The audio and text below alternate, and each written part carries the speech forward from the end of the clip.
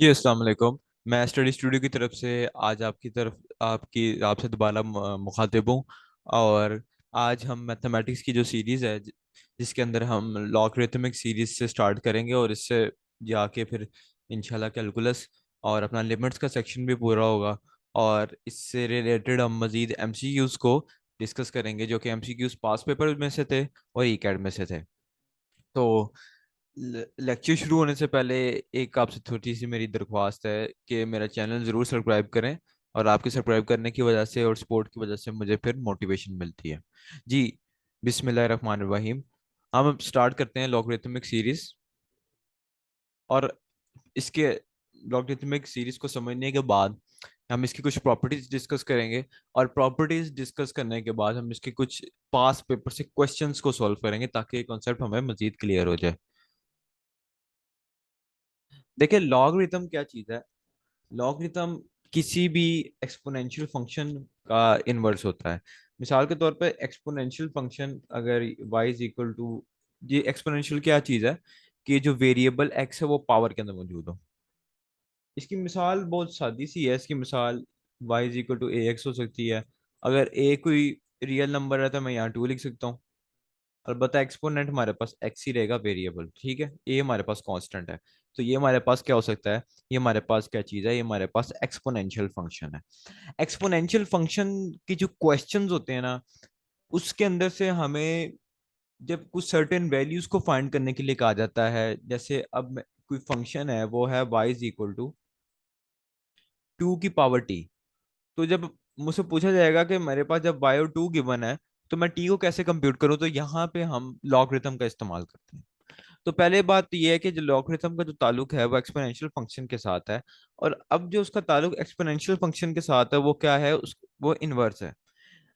हर one two one function का inverse exist करता है। कोई भी वन टू वन फंक्शन हो, कोई भी किसी भी हैसियत का, उसका इनवर्स जरूर एग्जिस्ट करता है। तो हमारे पास एक्सपोनेंशियल फंक्शन एक unique one two one function होता है कि हम मैं उसको यूनिक इनपुट दूंगा और मेरे पास कोई ना कोई उसका यूनिक आउटपुट आएगा। तो कोई भी एक्सपोनेंशियल फंक्शन है, उसका जो हमेशा इनवर्स होता है वो हमारे पास क्या होता है, लॉगरिथम होता है।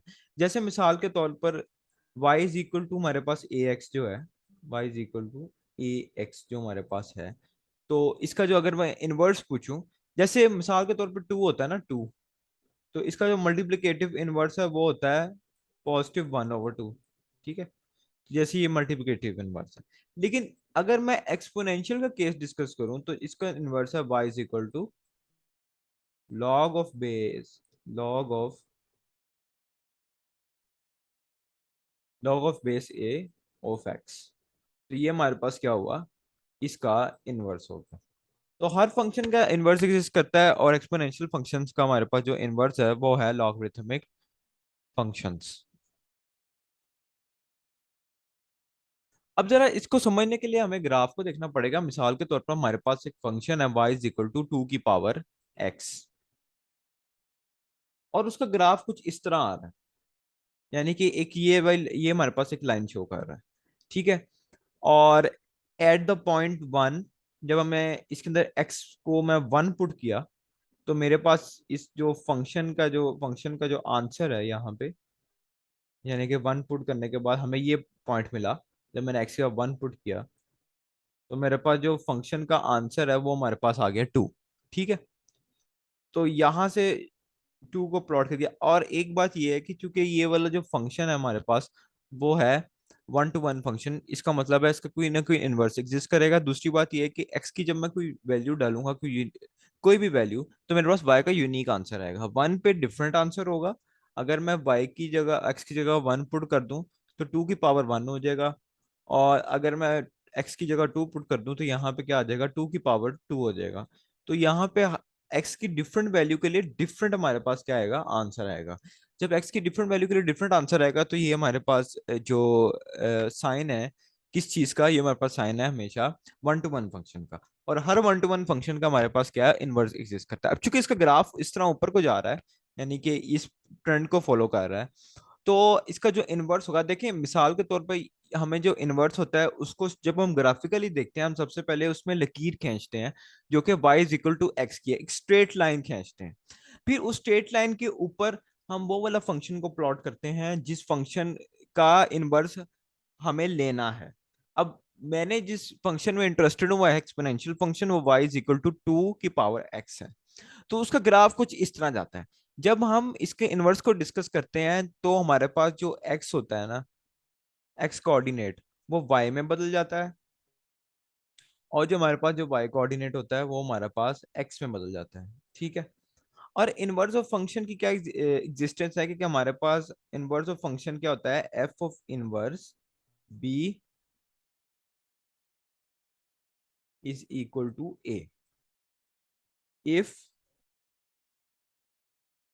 f का function, f function of a is equal to b। तो यहां से हमें बात समझ आई कि एक्स और वाई इंटरचेंजेबल होते हैं। देखो इनवर्स, जब हमारे पास सिंपल फंक्शन था तो मैंने इनपुट क्या किया था, मैंने सिर्फ ए को इनपुट किया था, तो मेरे पास आंसर बी आया था। लेकिन जब मैंने इनवर्स को स्टडी किया तो मैंने बी का इनवर्स लिया तो मेरे पास ए आया। मतलब क्या हुआ, एक्स और वाई आपस में इंटरचेंज हो गए। जब एक्स और वाई इंटरचेंज हो गए तो हमें जो वन पुट करने से जो यहाँ पे आंसर टू मिला था, अब जब इसके इनवर्स का ग्राफ स्टडी करूंगा तो हमारे पास टू पुट करने से, टू को हम जब हम पुट करेंगे एक्स की तरह, क्योंकि अब हमारे हमें आंसर यहाँ पे वाई के अंदर टू मिला है। ठीक है। और जब मैंने इनवर्स देखूंगा तो यहाँ पे मैं इंटरेस्टेड होऊंगा एक्स के अंदर टू, पहले वाई के अंदर टू था, अब मैं एक्स के अंदर टू, क्योंकि मैं इनवर्स हो गया, मैंने एक्स और वाई को क्या कर दिया, इंटरचेंज कर दिया। तो वो क्या था कि मैं जब टू पुट करूंगा तो मेरे पास आंसर क्या आ जाएगा, वन। वो ग्राफ थोड़ा नीचे आ गया है, अलबत्ता यहाँ पे हम इंटरेस्टेड हैं कि जो वन को पुट करेंगे, वन आंसर मिलेगा जब हम टू को पुट करेंगे। मतलब बताइए कि ग्राफ को एटलीस्ट थोड़ा सा ना ऐसे होना चाहिए था, थोड़ा सा ये वाला ट्रेंड फॉलो करना चाहिए था। अब चूंकि ये टेक्निकल मिस्टेक है, अलबत्ता उसमें थोड़ा सा प्रॉब्लम आ रहा है, अलबत्ता जो मैंने कॉन्सेप्ट बताया वो बिल्कुल एज इट इज है। इसके बाद जो लॉगरिथमिक सीरीज है इसके अंदर कुछ ना कुछ इंपॉर्टेंट जो फॉर्मूलाज होते हैं वो एग्जिस्ट करते हैं, जिनकी बुनियाद पर हम किसी भी क्वेश्चन, लॉगरिथमिक कॉम्प्लेक्स क्वेश्चन को हम इजी बना देते हैं। मिसाल के तौर पर अगर ए रियल नंबर है या बी रियल नंबर है, और यहाँ पे इस केस में एक्स भी रियल नंबर है आपके पास, तो अगर तो लॉग ऑफ मल्टीप्लिकेशन आ रहा है कि दो नंबर्स आपस में मल्टीप्लाई हो रहे हैं, तो हम लॉग को सेपरेट लिख सकते हैं विद समेशन। इसी तरह जब दो नंबर्स की डिवीजन हो रही है तो हम लॉग को सेपरेटली आपस में क्या कर सकते हैं, माइनस कर सकते हैं। इसी तरह लॉग 1/x ये आपस में इनवर्स है, जो कि बेसिकली बना था जब आपस में देखा जाए, तो बेसिकली देखा जाए यहाँ पे, तो log of 1 minus log of x.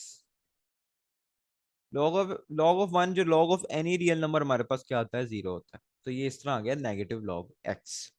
अगर पावर हो तो पावर क्या रहती है एक्सप्रेशन के स्टार्ट में। इसी तरह हमारे पास अगर ए है और उसकी पावर में लॉग है और उसकी बेस भी वही है जो नंबर नीचे है, यानी कि मिसाल के तौर पर अगर तो हमारे पास टू है और उसके पावर में क्या है, लॉग है,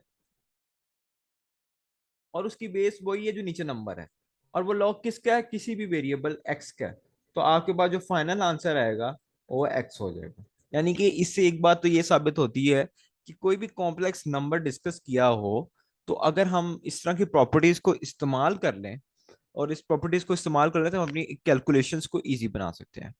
और अगर तो हमारे पास लॉग है और उसकी बेस और वो जिसका हम लॉग ले रहे हैं वो नंबर सेम है, और उसकी जो पावर है वो कोई वेरिएबल है, मिसाल के तौर पर हमारे पास लॉग है, उसकी बेस टू है, जिसका हम लॉग ले रहे हैं वो भी टू है, और उसकी पावर कोई अननोन है, एक्स है, तो इसका आंसर भी हमारे पास एक्स आ जाएगा। तो यहां से पता लगा कि हम जो कॉम्प्लेक्स किस्म के क्वेश्चंस हैं उनको इन दो प्रॉपर्टीज का इस्तेमाल करते हुए, पहले इन दो प्रॉपर्टीज में कन्वर्ट करते हुए हम आपस में इजीली सॉल्व कर लेंगे। अच्छा, ये तो था हमारे पास लॉग ऑफ बेस, लॉग किसी भी बेस का, और अगर लॉग ऑफ बेस ई हो तो हमारे पास properties of the natural log आ जाती हैं। तो उसमें यही है कि हम क्या करते हैं, ए को ई से रिप्लेस कर देंगे, ए को ई से रिप्लेस कर देंगे तो हमें वैसे ही एक्स मिल जाएगा, और यहाँ पे भी हम ई को, ए को ई से रिप्लेस कर देंगे। पहला क्वेश्चन देखते हैं, ये ई कैट 2016 में आया है। अब देखो ये कॉम्प्लेक्स क्वेश्चन है, लेकिन क्वेश्चन चाहे जितना भी कॉम्प्लेक्स हो, हमें हमारी प्रॉपर्टी याद होनी चाहिए। सबसे पहले ऊपर देखा जाए तो लॉग में वो क्या माइंड लगाया जाए, तो क्या वो प्रॉपर्टी इस्तेमाल नहीं हो रही? देखो हमारे पास लॉग है, हमने क्या था कि लॉग ऑफ बेस सेम हो, जिसका ले रहे हैं वो भी सेम हो, और पावर कोई दूसरी चीज हो, यानी कि मिसाल के तौर पर यहाँ पे 3 है, तो हमारे पास क्या आता है, पावर आंसर आ जाता है। इस तरह देखो कि हमारे पास जो 3 है ये हमारे पास मल्टीप्लाई हो रहा है। कोई भी चीज जब किसी भी लॉग के साथ मल्टीप्लाई हो रही होती है, मसलन के लॉग एक्स है और 3 उसके साथ क्या हो रहा है, मल्टीप्लाई, तो अगर इसका आंसर देखा जाए कि लॉग ऑफ एक्स और उसकी पावर क्या आ जाएगी, क्योंकि ये पावर रूल लग जाता है यहाँ पे, तो इसकी वो जो भी चीज उससे मल्टीप्लाई हो रही है डायरेक्ट, वो क्या चली जाती है, उसकी पावर की फॉर्म में चली जाती है। सबसे पहले हमने क्या किया कि जो 3 हमारे पास मल्टीप्लाई हो रहा था वो किसको हम लेंगे, पावर की फॉर्म। अब पावर की फॉर्म में लेके जाने के बाद हमने क्या करना है, हमने देखा कि लॉग की बेस और जिसका लॉग ले रहे हैं वो सेम है, अलबत्ता उसकी पावर कोई ना कोई है, वो 3 है। तो हमारे पास का फाइनल आंसर भी क्या आएगा, वो हमारे पास का फाइनल आंसर भी क्या आ जाएगा, 3 हो जाएगा। तो हम इसको पावर के अंदर ले गए, और नीचे हम क्या कर सकते हैं, नीचे हम 2 को कॉमन ले सकते हैं, नीचे हम 2 को कॉमन ले सकते हैं। अच्छा, ऊपर चूंकि सिर्फ 3 आ जाएगा, नीचे हमने 2 कॉमन लिया। अच्छा, अब हमारे पास ये क्या है, हमारे पास क्या है, लॉग बेस एक्स और जिसका लॉग ले रहे हैं वो 1। देखो अगर हमारे पास इस तरह की सिचुएशन आ जाए कि बेस अननोन है या बेस डिफरेंट है और जिसका लॉग ले रहे हो वो भी डिफरेंट है, जैसे एक्स डिफरेंट है और जिसका आप लॉग ले रहे हैं वो भी डिफरेंट है, तो इस केस में हम चेंज ऑफ बेस प्रॉपर्टी लगाते हैं। इसके अंदर क्या होता है कि हम लॉग को नेचुरल लॉग में सबसे पहले तब्दील करते हैं, और हम ऊपर वाले का नेचुरल लॉग नोमिनेटर में ले जाते हैं और नीचे वाले का नेचुरल लॉग डिनोमिनेटर में ले जाते हैं। ठीक है, इसको कहते हैं log of base change property, कि जब बेस डिफरेंट हो और जिसका लॉग ले रहे हैं वो भी एक डिफरेंट नंबर हो, तो हम क्या कर सकते हैं कि हम नेचुरल लॉग के साथ दोनों की डिवीजन कर सकते हैं। अब नेचुरल लॉग ऑफ 1 हमारे पास क्या चीज होती है, नेचुरल लॉग ऑफ 1 हमारे पास क्या है, नेचुरल लॉग ऑफ 1 हमारे पास सिर्फ और सिर्फ 0 है। नेचुरल लॉग ऑफ 1 हमारे पास 0 आ जाता है, यानी कि नेचुरल लॉग ऑफ 1 को देखा जाए तो ये हो जाएगा 0। तो जब ये 0 हो जाएगा तो ये पूरी टर्म क्या हो जाएगी, ये पूरी टर्म हमारे पास 0 हो जाएगी। तो नीचे नीचे की 2 को सिर्फ 2 से मल्टीप्लाई कर देंगे और 3 को 4 +1 कर देंगे, तो नीचे दोनों जगह 4 4 आ जाएगा। तो ये दोनों आपस में क्या हो जाएंगे, नीचे भी 4 बन जाएगा, ये चीज भी 4 हो जाएगी, और ऊपर भी 4 बन गया, तो ये आपस में कैंसिल हो जाएगा, तो हमारे पास आंसर सिंपल ही आ जाएगा 1।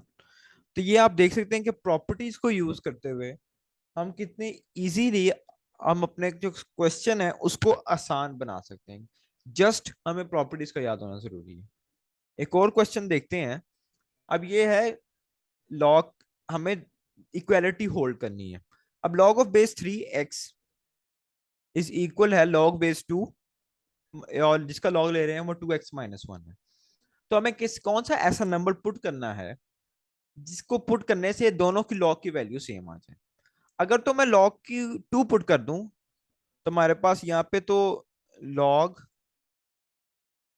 बेस 3 और 2 आ जाएगा, इक्वल्स टू लॉग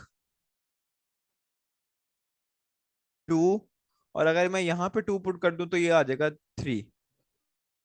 तो इन दैट केस तो ये तो आपस में बराबर नहीं आ रहे, बिल्कुल भी आपस में बराबर नहीं आ रहे, क्योंकि आपस में क्या हो गया है इनका, आंसर एक जगह बेस 3 रह गई है और एक जगह बेस 2 रह गया, और ऊपर भी डिफरेंट नंबर्स हैं, तो ये डिफरेंट डिफरेंट आंसर देंगे, तो बराबर हो नहीं सकते।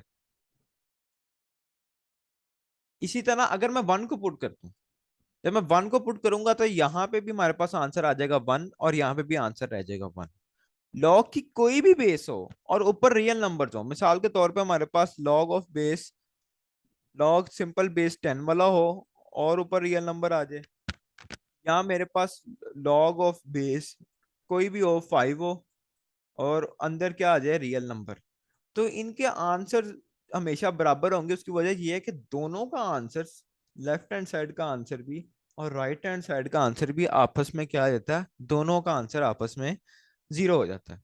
ठीक है, तो जब मैं 1 पुट कर दिया तो दोनों जगह हमारे पास 1 आ जाता है। अब बेस कोई भी हो हमारे पास क्या रहता है, इसका आंसर भी 0 आ जाएगा। बेस कोई भी और ऊपर हमारे पास कोई भी नंबर, रियल नंबर हो, 1 हो, 2 हो, 3 हो, नेगेटिव पे अप्लाई नहीं होता। 1 से लेकर ऑनवर्ड जितने भी हैं, 10 नहीं, 10 पे आपका आंसर आ जाएगा 1। तो 1 से लेकर 9 तक जितने भी है वहां पे ये आपको आंसर देगा 0। तो लॉग बेस 3 और बेस कोई भी हो, लॉग बेस 3 हो 1 भी 0 है, और लॉग बेस 2 हो 1 भी हमारे पास क्या है, 0। तो यहाँ पे जो बेस्ट ऑप्शन है वो मेरे पास है 1। लास्ट क्वेश्चन देखते हैं। वो हमें, अब देखो हमारे पास वो लॉग के साथ एक एक्सप्रेशन देता है, और उस एक्सप्रेशन से हमें कहता है कि हमें कोई दो वैल्यूज आएंगी, वो क्या होंगी। इसको लॉग को सॉल्व करना। देखो अब यहाँ पे एक चीज हमें समझ आ रही है कि हम लॉग की प्रॉपर्टी को इस्तेमाल नहीं कर सकते। हम लॉग की प्रॉपर्टी को यहाँ पे बिल्कुल इस्तेमाल नहीं कर सकते। क्यों? एक तो वजह ये है कि अगर मैं इस्तेमाल करूंगा अभी तो लॉग लैदा लैदा हो जाएगा, इसके साथ लैदा हो जाएगा, इसके साथ लैदा हो जाएगा। लेकिन लैदा होने के बाद जब मैं इसको मजीद सॉल्व करूंगा तो लॉग एक्स की फॉर्म में आ जाएगा, वो कंप्यूट नहीं, आसानी से कंप्यूट नहीं हो सकता। अलबत्ता इस तरह के क्वेश्चन जिसके ऊपर डायरेक्ट प्रॉपर्टी कोई भी ना लग रही हो, वहां पे इक्वेशन को देखना बहुत जरूरी है, और इक्वेशन के राइट हैंड साइड पे देखना बहुत जरूरी है। अगर लेफ्ट हैंड साइड पे लॉग है, देखो इक्वेशन के राइट हैंड साइड पे 2 है। अगर तो मैं लॉग को खत्म करूंगा, अगर तो मैं लॉग को खत्म करूंगा तो ये 2 है, जो सा लॉ की बेस होगी उसकी पावर में चला जाएगा। मिसाल के तौर पे मैंने जब यहां से लॉग खत्म किया, तो ये जो 2 था, जो लॉग होगा उसकी कोई भी बेस हो, ये उसकी पावर में चले जाएगा on the right hand side जहां पे लॉग नहीं होगा। तो कभी भी प्रॉपर्टी अगर इस्तेमाल ना हो रही हो और इक्वलिटी होल्ड करती हो, तो वहां पे लॉग को खत्म करके उसकी जो बेस है, तो राइट हैंड साइड पे जो भी नंबर है हम उसको उसकी पावर बना सकते हैं। ठीक है। अब क्या करते हैं, अब क्वेश्चन हमारा बहुत सिंपल हो गया। एक जो मेन स्टेप है वो यहाँ पे मैंने इसलिए क्वेश्चन को रख दिया कि हमें पता लग जाए कि अगर तो हमारे पास कोई भी प्रॉपर्टी इस्तेमाल ना हो रही है तो हम क्या कर सकते हैं। उसके बाद सिंपली हम क्या है, 100 को इधर ले आएंगे और -55 आ जाएगा। अब इसके हम फैक्टर्स बना लेंगे आसानी से, -11 और x-11 x+5 फैक्टर बन जाएगा।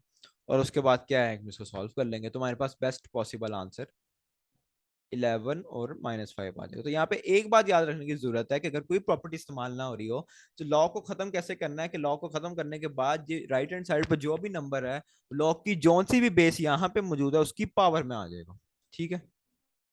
तो मेरी तरफ से ये लेक्चर लॉगरिथम का इतना ही, क्योंकि ये कॉन्सेप्ट बहुत इंपॉर्टेंट है और हर साल इसमें से क्वेश्चन आते हैं। अपना बहुत बहुत ख्याल रखिए। अल्लाह हाफिज।